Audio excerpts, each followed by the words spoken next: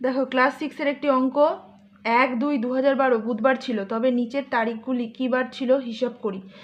এখানে প্রথমে দেওয়া আছে 1-3-2012, 1-4-2012। তাহলে প্রথমে দেখো এখানে বলে দিয়েছে 1-2-2012, মানে এটা ফেব্রুয়ারি মাস 1 তারিখ। কারণ কি করে বুঝলাম? প্রথমটা দিন, পরেরটা মাস, তারপরেরটা ইয়ার। তাহলে ফেব্রুয়ারি মাসের 1 তারিখ কী বার ছিল? বুধবার। তাহলে দেখো 12 সালটা কি? 12 সালটা লিপ ইয়ার, তার মানে ফেব্রুয়ারি মাসের দিন সংখ্যা ছিল কত? 29। তাহলে আমাদের ফেব্রুয়ারি মাসের দিন সংখ্যাকে কত দিয়ে ভাগ করতে হবে? 7 দিয়ে। 7 দিয়ে ভাগ করলে 4-7 28, অবশিষ্ট থাকছে 1। তার মানে এই একদিনটাই বুধবারের সঙ্গে যোগ হয়ে যাবে।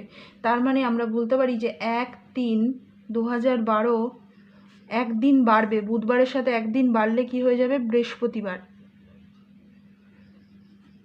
তাহলে যেই আমরা 1-3-2012 পেয়েছি, তাহলে 1-4-2012 আমরা বের করতে পারবো।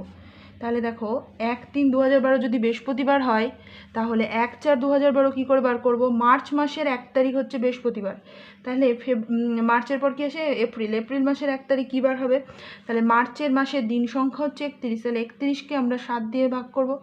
7 দিয়ে ভাগ করলে আসবে 4-7 28, অবশিষ্ট থাকছে 3। তাহলে এই 3 দিন হচ্ছে বৃহস্পতিবারের সঙ্গে যোগ হবে। বৃহস্পতির সঙ্গে দিন যোগ হলে কত হয়ে যাবে? শুক্র, শনি, রবি। তাহলে এখানে হয়ে যাবে রবিবার। তাহলে আমরা খুব সহজেই বের করতে পারলাম যে এই দুটো ডেট কি কি বার পড়বে। তাহলে প্রথম যে মাসটা দেওয়া থাকবে সেই মাসের দিন সংখ্যাকে আমাদের 7 দিয়ে ভাগ করতে হবে। 7 দিয়ে ভাগ করে যেটা অবশিষ্ট থাকবে সেই দিনটাই ওই দিনের সঙ্গে যোগ হবে এবং পরের মাসের সেই তারিখটা সেই বার হবে। বুঝতে পেরেছো সবাই?